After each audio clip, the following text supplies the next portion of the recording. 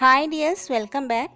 ഇന്നത്തെ വീഡിയോയിൽ correct 1 kg wait വരുന്ന ബ്ലാക്ക് ഫോറസ്റ്റ് കേക്കിൻ്റെ റെസിപ്പിയാണ് ഷെയർ ചെയ്യുന്നത്. അപ്പോൾ ഇതിൽ പറയുന്ന മെഷർമെൻറ്റിൽ തന്നെ നിങ്ങൾ എടുക്കുകയാണെങ്കിൽ നിങ്ങൾക്കും കറക്റ്റായിട്ട് 1 kg കേക്ക് ചെയ്തെടുക്കാൻ വേണ്ടി പറ്റും. അപ്പോൾ ഇത് രണ്ടും ബ്ലാക്ക് ഫോറസ്റ്റ് ആണ്, രണ്ടും ഒരു ദിവസം കിട്ടിയിട്ടുള്ള ഓർഡർ ആയിരുന്നു.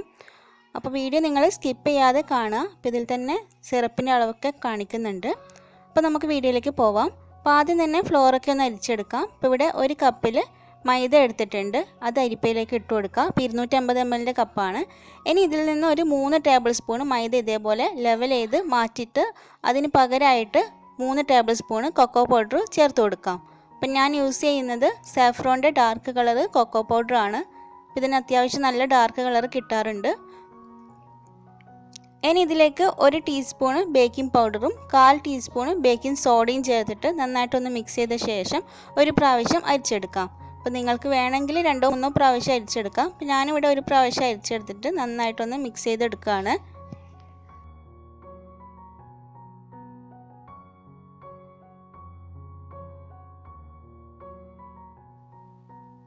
ഇനി ഇതവിടെ മാറ്റി വെക്കാം.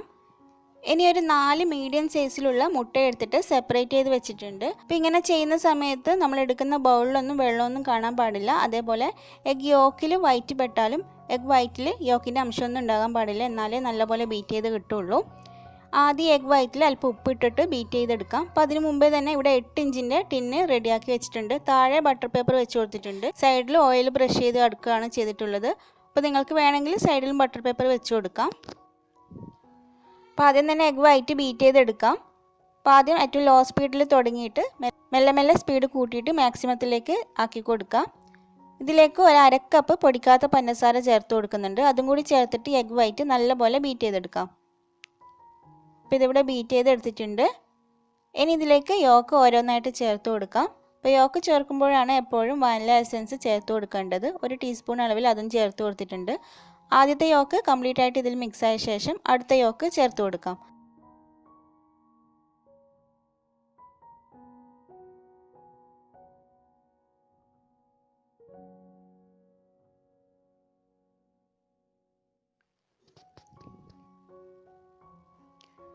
എല്ലാ യോക്കും ചേർത്ത ശേഷം വീണ്ടും 1 മിനിറ്റോളം ഹൈ സ്പീഡിലിട്ടിട്ട് തന്നെ ബീറ്റ് ചെയ്തെടുക്കുക.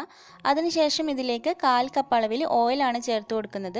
അപ്പോൾ ഓയിൽ ചേർക്കുമ്പോൾ ഏറ്റവും ലോ സ്പീഡിലിട്ടിട്ട് ജസ്റ്റ് ഒന്ന് മിക്സ് ചെയ്തെടുത്താൽ മതി. ഇനി ബീറ്റർ ഓഫ് ചെയ്യാം. ഇനി ഇതിലേക്ക് നേരത്തെ അരിച്ചു വെച്ചിട്ടുള്ള ഫ്ലോർ കുറച്ച് കുറച്ചായി ചേർത്ത് കൊടുക്കാം. അപ്പോൾ അതിനിടയിൽ ഇതിലേക്ക് 1/4 കപ്പ് അളവിൽ പാലും കൂടി ചേർത്ത് കൊടുക്കുന്നുണ്ട്. അപ്പോൾ രണ്ടും ഇടവിട്ടിട്ട് ചേർത്തിട്ട് മെല്ലെ മെല്ലെ ഫോൾഡ് ചെയ്തെടുക്കാം. അപ്പോൾ പാല് ചേർക്കാതെയും ഞാൻ സ്പോഞ്ച് കേക്ക് ചെയ്തെടുക്കാറുണ്ട്.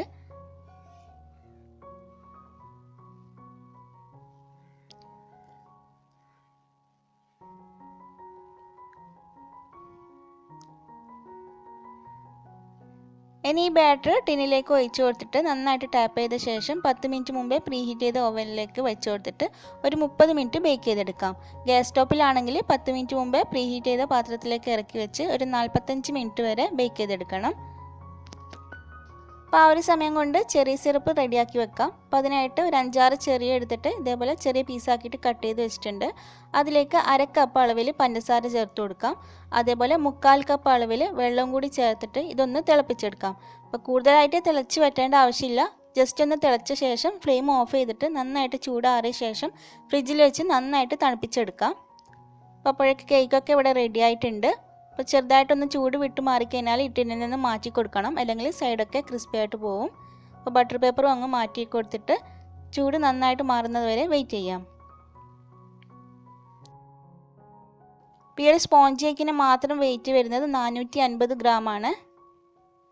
ഇനി ക്രീം ബീറ്റ് ചെയ്തെടുക്കാം. അപ്പോൾ 1 കപ്പ് വിപ്പിംഗ് ക്രീമാണ് ബീറ്റ് ചെയ്തെടുക്കുന്നത്. അപ്പോൾ 1 കപ്പ് എന്ന് പറയുന്നത് 250 ഗ്രാം വരുന്നുണ്ട്. അപ്പോൾ ഇത് ഫിയോനയുടെ വിപ്പിംഗ് ക്രീമാണ്. അതേപോലെ മോർഡിൻ്റെ ഡാർക്ക് കോമ്പൗണ്ട് എടുത്തിട്ടുണ്ട്. അത് ഇതേപോലെ പീൽ ചെയ്തെടുക്കാം. അപ്പോൾ ഒന്നുകിൽ പീൽ ചെയ്തെടുക്കുക, അല്ലെങ്കിൽ ഗ്രേറ്റ് ചെയ്തെടുത്താലും മതി. അപ്പോൾ അതൊരു 50 ഗ്രാം എടുത്തിട്ടുണ്ട്. ചോക്ലേറ്റ് എടുക്കുമ്പോൾ റൂം ടെമ്പറേച്ചറിലുള്ളത് തന്നെ എടുക്കുക, എന്നാലും ഇതേപോലെ പീൽ ചെയ്ത് കിട്ടുള്ളൂ, അല്ലെങ്കിൽ പൊടിഞ്ഞിട്ടാണ് വരിക. ഇനി ഇതൊന്ന് ഫ്രിഡ്ജിൽ വെച്ച് തണുപ്പിച്ചെടുക്കാം. അപ്പോൾ ചെറിയ സിറപ്പ് ഫ്രിഡ്ജിൽ വെച്ച് നന്നായിട്ട് തണുപ്പിച്ചെടുത്തിട്ടുണ്ട്. അതൊരു അരിപ്പയിലൂടെ അരിച്ചെടുക്കാം. അപ്പോൾ ഇത് 1 കപ്പിന് അടുപ്പിച്ചിട്ട് വരുന്നുണ്ട്. അപ്പോൾ ഞാൻ ആ പാത്രം ഒന്ന് കഴുകിയിട്ട് കുറച്ചുകൂടി വെള്ളം ആക്കിയ ശേഷം ഇതൊരു 1 കപ്പ് അളവിലാണ് ഉള്ളത്. അപ്പോൾ കേക്ക് ചൂടാറിയ ശേഷം 3 ലെയറായിട്ട് കട്ട് ചെയ്ത് വെച്ചിട്ടുണ്ട്. ഓവനിൽ വെച്ചതായതുകൊണ്ട് തന്നെ കേക്കിൻ്റെ മുകൾ ഭാഗത്ത് ചെറിയൊരു തിൻ ലെയർ പോലെ കാണാം. അപ്പോൾ അതൊന്ന് കട്ട് ചെയ്ത് മാറ്റിയ ശേഷമാണ് 3 ലെയറായിട്ട് കട്ട് ചെയ്തിട്ടുള്ളത്.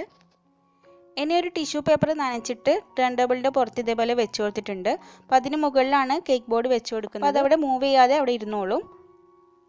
ഇനി ഐസിങ് ചെയ്ത് തുടങ്ങാം. അപ്പോൾ ഈ ഒരു നോസിലിനെ കുറിച്ചിട്ട് എല്ലാ വീഡിയോയുടെ താഴെയും കമൻറ്റ് വരാറുണ്ട്, ഇതിൻ്റെ നമ്പർ എത്രയാണെന്ന് ചോദിച്ചിട്ട്.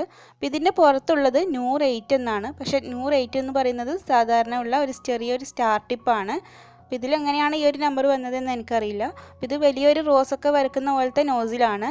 അപ്പോൾ നിങ്ങൾക്കിത് കിട്ടിയില്ലെങ്കിൽ 100ൻ്റെ തന്നെ 34 നമ്പർ നോസിൽ വാങ്ങിച്ചാൽ മതി. അപ്പോൾ അത് വലിയ ബാസ്ക്കറ്റ് നോസിലാണ്. അപ്പോൾ അതിന് ഇത്രയും വലിപ്പമില്ല, എന്നാലും നമുക്ക് ഐസിങ് ചെയ്തെടുക്കാൻ വേണ്ടിയിട്ട് പറ്റും. അപ്പോൾ ആദ്യം കേക്ക് ബോർഡിൽ അല്പം ക്രീം ആക്കിയിട്ട് ഫസ്റ്റ് ലെയർ കേക്ക് വെച്ച് കൊടുത്തിട്ടുണ്ട്. ഇത് ചെറി സിറപ്പ് വെച്ചിട്ട് വെറ്റ് ചെയ്തെടുക്കാം.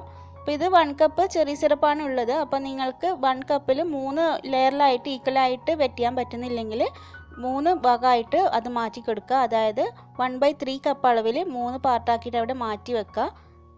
അപ്പോൾ ഓരോ ലെയറിലും 1/3 കപ്പ് അളവിൽ നനച്ചു കൊടുത്താൽ മതി. അതിന് മുകളിൽ ക്രീം സ്പ്രെഡ് ചെയ്ത് കൊടുക്കാം. അതിനുശേഷം പീൽ ചെയ്ത് വെച്ചിട്ടുള്ള ചെറി സിറപ്പിലുണ്ടായിരുന്ന ചെറീസും ഇതേപോലെ ഇട്ട് കൊടുക്കാം. സെക്കൻഡ് ലെയറും ഇതേപോലെ തന്നെ ചെയ്തെടുക്കാം.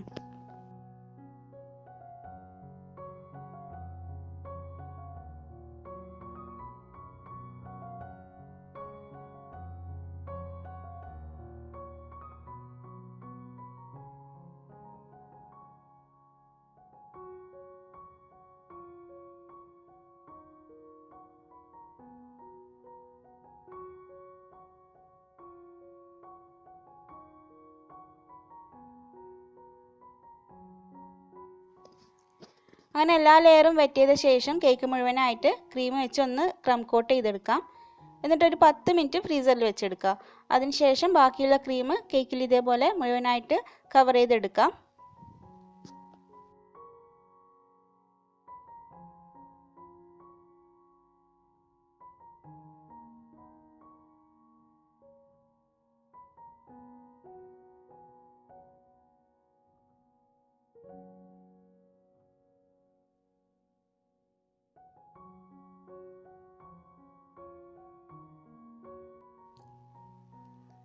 അങ്ങനെ കേക്ക് മുഴുവനായിട്ട് ഇവിടെ ഫിനിഷ് ചെയ്തെടുത്തിട്ടുണ്ട്. ഇനി ഇത് ഫ്രിഡ്ജിൽ വെച്ച് നന്നായിട്ട് തണുപ്പിച്ചെടുക്കുക. അതിനുശേഷം ചോക്ലേറ്റ് വെച്ച് മുഴുവനായിട്ട് ഇതുപോലെ സൈഡ് കവർ ചെയ്തെടുത്തിട്ടുണ്ട്.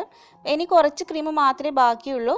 അപ്പോൾ അതുകൊണ്ട് തന്നെ 100ൻ്റെ 46 നമ്പർ നോസിലിട്ടിട്ട് ഇതേപോലെ കുറച്ച് ഫ്ലവറും കൂടി വെച്ച് കൊടുത്തിട്ടുണ്ട്.